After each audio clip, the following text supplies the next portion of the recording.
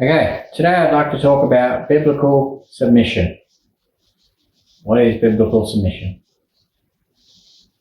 Okay, well first we'll look at Christ, as he is our greatest example in everything we must do in life. Okay?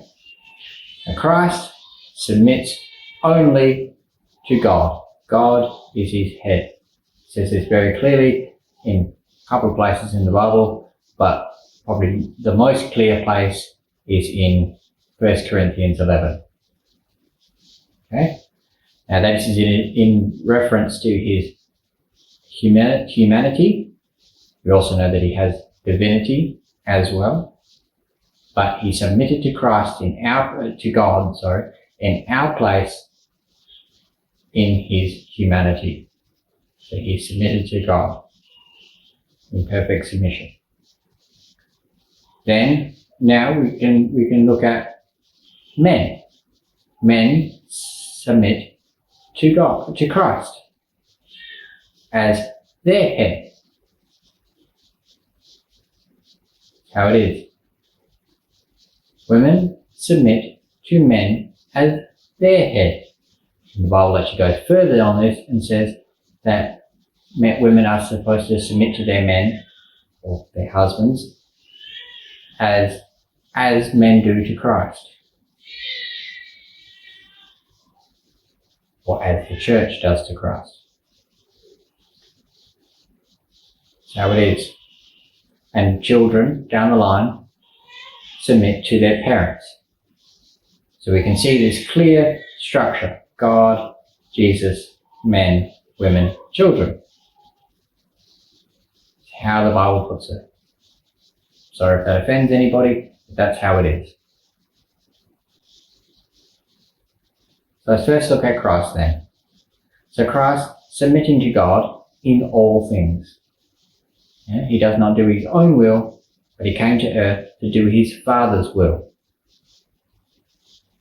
And likewise, we as men do not do our own will or put our own ideas forward or follow ourselves or the church or governments or leaders, princes, kings.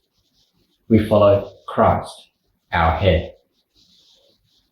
We follow him till the end.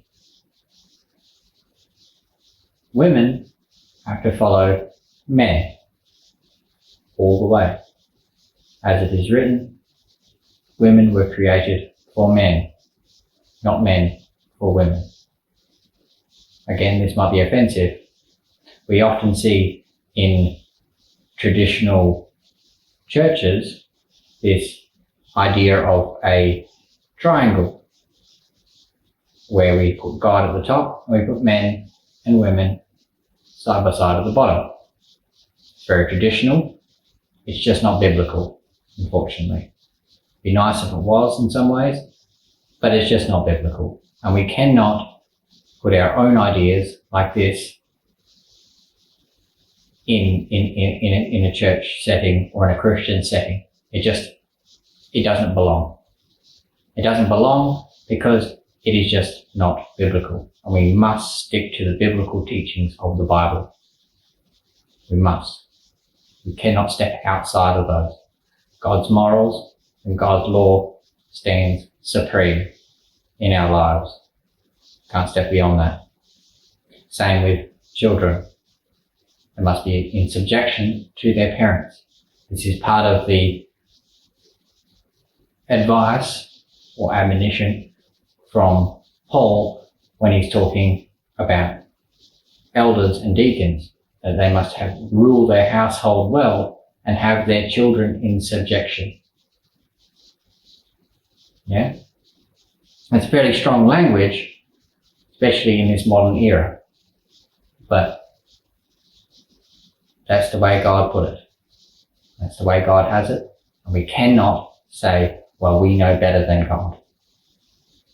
Yeah? We cannot say, we know better, we'll just fix it up for you a little bit there, God. Clearly you didn't know what you were doing, so we'll just fix it up for you there a little bit. No, we can't do that. So, what does this actually look like in practice? Well, as a man, you are to lead, govern, discipline, guide, provide for your family as the head of your wife, but also lead spiritually to Christ. Because Christ is your head and we are his members, and we are to lead our families this way with us to Christ. This is the way God made it. This is not my teaching. This is God's teaching. This is how it is. And women, this is probably sounding terrible right now, like what? But this is actually a beautiful lifestyle. Not a lifestyle, this is a beautiful thing if done correctly. If you are married to a good Christian man who is following Christ with all his heart, soul and mind, and loving his neighbour as himself, including you, he is leading, nourishing, guiding, providing, and lifting you up. Just as Christ is serving the church, not in subjection to, but make sure that we get that very straight. He is not subject or in submission to the church. Never has, never will be. Never did. Same way with a man and his wife.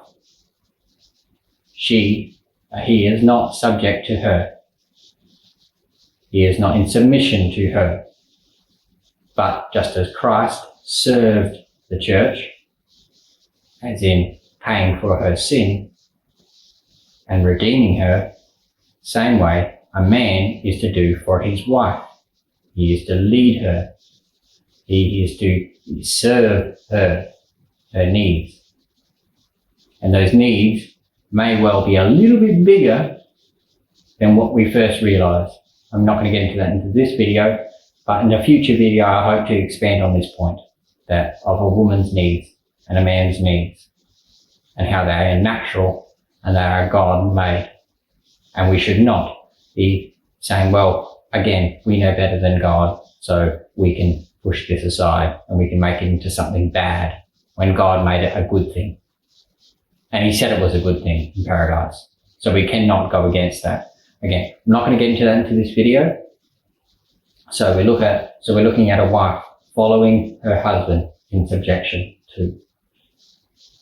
Now this is not like a I'm going to beat you type of situation. Nothing like that. But it is a genuine love for Christ and following her husband.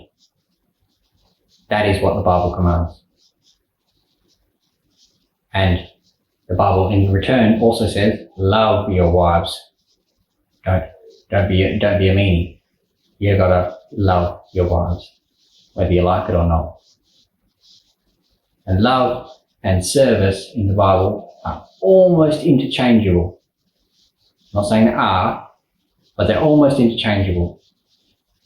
Love in today's standards is very, very different than what it was when the Bible was written. As in, there's tenderness there, and might be nice feelings and all the rest of it, but essentially, love is serving. Like we have to serve one another, we also have to love one another. We have to serve our wife, or we also have to love her. So, like I said, it's almost interchangeable. Now children are children. They're disobedient, they're naughty, they run amok, scream, they cry, they fight. It is what it is. But a man, a godly man, and a godly woman following her man, so there's no fighting within the house. I'm referring to the house as the household, because there might be more than one wife in this household, and there might be more than one or two children in this household. So it's a household. Very important that we realize also that in the Bible, a house is a man and his household. It's represented by the man, and he has a household. So the children are part of that household. And that household is to be led, trained, disciplined, and guided, and towards where? The kingdom, towards Christ, towards their head. The head is leading them to his head, Christ. So that includes children as well. Don't expect the schools or everyone else to teach them, or the Bible, or the Bible can be, but like the church to teach them all the necessary parts. You, as a man, need to teach them this. You need to teach your wife how to teach them this, so that everything is running on track. Take responsibility as a man, in this case. As a biblical submissive man to Christ, be a man and lead your household and lead it well. That is commanded in the Bible, whether you like it or not. But there's an interesting point that I really want to bring up. I'm running out of time, but where I want to bring up this point. The Bible also talks about, in say Romans 13, about submitting to the government.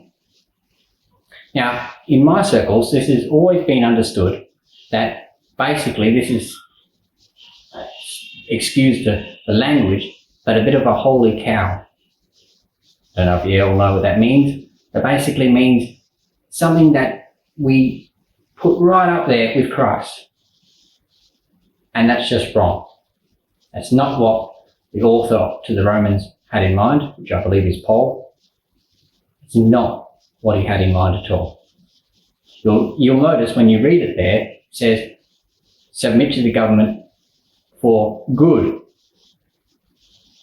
so that you don't do evil. It also says, give them taxes, honour. Well, I believe wholeheartedly in paying my taxes. Also believe full-heartedly in giving, say, the police honour and respect for the job that they have to do. It's not an easy job. I also believe in giving, like I said, respect where respect is due. But this has to be in subject to Christ. Because if Christ's law, his commands to love the Lord your God with all your heart, soul and mind, to love your neighbour as yourself, are compromised by the laws of the land, which in my case are, then we must not do this. Because at the end of the day, Christ is our head, not the government. Now, government plays a very important role, and I don't want to minimise their role. I want to minimise it. They play an important role because we're not in the kingdom yet. We're still on this earth. We still have to work. We still have to do all the things we have to do. So, in this society, we have a society. We have neighbours, literal neighbours, not necessarily metaphorical neighbours, but literal neighbours, and other people on the roads and highways, and you name it. There's people everywhere, and we need a governing system to put all this stuff together so that people aren't racing down the highway at all ridiculous speeds or doing other crazy stuff. We need to have legislation in place. I understand this. I think everybody does. But the point is that we need these things in place, so we do have to offer respect to the government because they are in place by God, but they are also subject to Christ's commands. Should I make that clear? They're not up there next to Christ and we have to obey them just as much as Christ. No. Now, Christ is our head. Governments are there to serve. And if governments are there to serve, then they are to serve and we are to obey to a point where they go beyond what they are told to do. They exceed their power. So, just want to run over it again. So we're all very clear on this. It's God, Christ, man, woman, child. How it is. It's how God has made it. And we are all subject to God. And us, as humans living in society, are subject to the government to a point. I hope that helps. Have a good one.